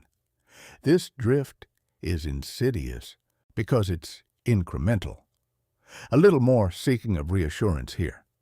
A slightly stronger reaction to criticism there. A growing sensitivity to others' moods and responses that slowly shifts from attunement to dependence. Each step feels justified by circumstances, but the cumulative effect over time is a significant erosion of the emotional independence that made you attractive. Catching this early requires honest self-reflection. Not self-criticism, honest observation. Are you seeking reassurance more than you used to? Are others' reactions affecting your mood more strongly than they once did? Are you working a little harder than you once did for approval? If yes, these are signals, not failures, but signals that your emotional independence practices need renewed attention. Authenticity drift over time, particularly in professional or high-stakes social environments. There's a subtle pressure to optimize your presentation, to sand off the edges, smooth out the idiosyncrasies, present a version of yourself that's been carefully curated for maximum approval. This drift happens so gradually that most people never notice it happening, but the people around them notice. There's a quality that enters their interactions, a slight performance, a managed quality, a sense that the real person is somewhere behind the presentation, and it creates a subtle but persistent distance. The most sustainable magnetism comes from authentic self-expression, not from a carefully managed persona, which means periodically checking in with yourself. Am I being genuine here, or am I performing? Would I behave differently if nobody were watching? And when the answer reveals drift, having the courage to return to authenticity even at the cost of some approval. Negative energy accumulation. Life delivers difficulty reliably. Disappointments, setbacks, betrayals, losses. These are not exceptional events, but the normal texture of a full life. And how you metabolize these experiences over time significantly affects your long-term magnetic quality. Some people develop gradually and often unconsciously a filter of cynicism, a tendency toward complaint, a default interpretation of events and people that tilts consistently negative. Each individual shift toward cynicism seems justified by a specific experience. But cumulatively, this negativity becomes the primary thing people encounter when they spend time with you, and it transforms you from someone who elevates others to someone who drains them. Preventing this requires active practices for processing negative experiences without allowing them to calcify into a worldview, not toxic positivity. Genuine emotional processing followed by genuine re-engagement with what's good and possible. Therapy, journaling, physical exercise, genuine community. Whatever helps you metabolize difficulty without being defined by it. The comfort zone calcification. The richness and variety of your experiences directly affects how interesting and alive you are to others. When you stop challenging yourself, when you settle into a comfortable routine of familiar people, familiar activities, and familiar ideas, you gradually become less dynamic, less interesting, less capable of the kind of genuine curiosity that drives magnetic connection. This isn't about constant novelty-seeking or artificial variety. It's about maintaining an orientation toward growth, continuing to say yes to things that stretch you, remaining genuinely curious about people and ideas outside your existing world, and resisting the very human pull toward the comfortable and the known. The most magnetic people at 60 are more interesting than they were at 30, not despite the years, but because of how they've used them. They've kept growing, kept learning, kept being genuinely surprised by the world. And that ongoing aliveness is magnetic in a way that no amount of social skill can manufacture. Chapter 15, Your New Identity, Becoming the Person. Others are drawn to everything in this framework has been building toward one moment, not a technique, not a conversation, not a single impressive interaction. A fundamental shift in how you understand yourself and your place in every social situation you enter. The transformation from someone who hopes to be liked to someone who genuinely attracts others isn't primarily behavioral. It's identity level, and identity level change is the only kind that sticks. From performing to being. The old identity, the one most people are working from without realizing it, is built around scarcity and seeking. You enter social situations hoping to receive something, approval, connection, validation, a positive impression. You're performing a version of yourself you believe will be acceptable. You're monitoring reactions for evidence of success or failure. And underneath all of it runs a quiet, exhausting anxiety. Am I enough? Your new identity is built on a completely different foundation.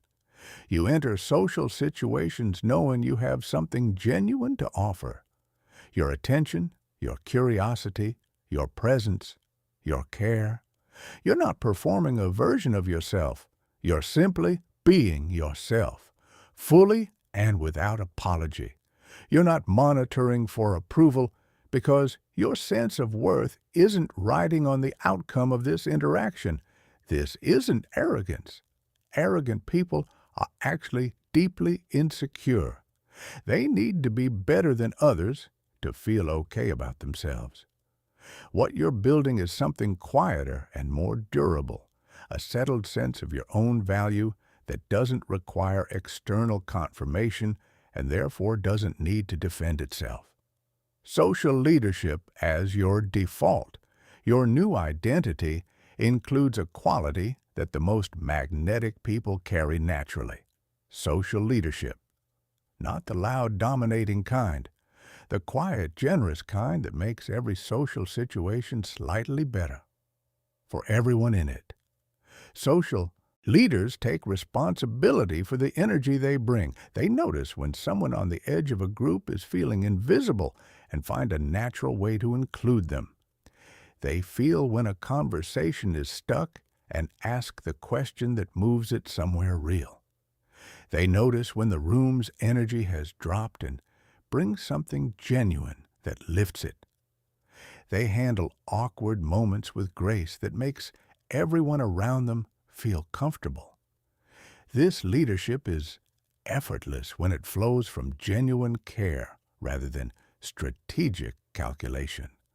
When you actually want the people around you to have good experiences, when their comfort and engagement matters to you not as a performance goal, but as a genuine desire. Social leadership becomes your natural default rather than a deliberate strategy. Emotional sovereignty. Your new identity is characterized by a quality that might be the single most attractive thing one person can offer another: complete emotional sovereignty. You take full responsibility for your own emotional state. You don't make others responsible for your feelings. You don't require specific responses to feel okay about yourself. You bring your own emotional stability to interactions rather than depending on interactions to provide it. This sovereignty makes you safe to be around. People don't have to manage you. They don't have to worry about your reactions. They don't have to carefully calibrate what they say to avoid triggering something. They can simply be genuine because you've created a relational environment where genuine is welcome and safe. And genuine, as it turns out, is what everyone is desperately craving. The permission to drop the mask, to be real, to stop performing and just be present.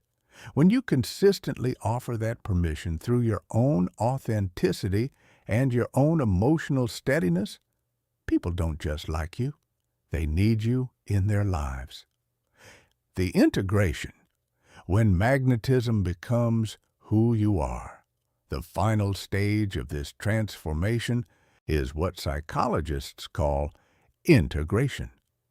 The point at which all these practices, principles, and shifts in perspective stop being things you do and become things you simply are. You stop thinking about making eye contact and simply look at people with genuine interest. You stop reminding yourself to ask follow-up questions and naturally want to understand more.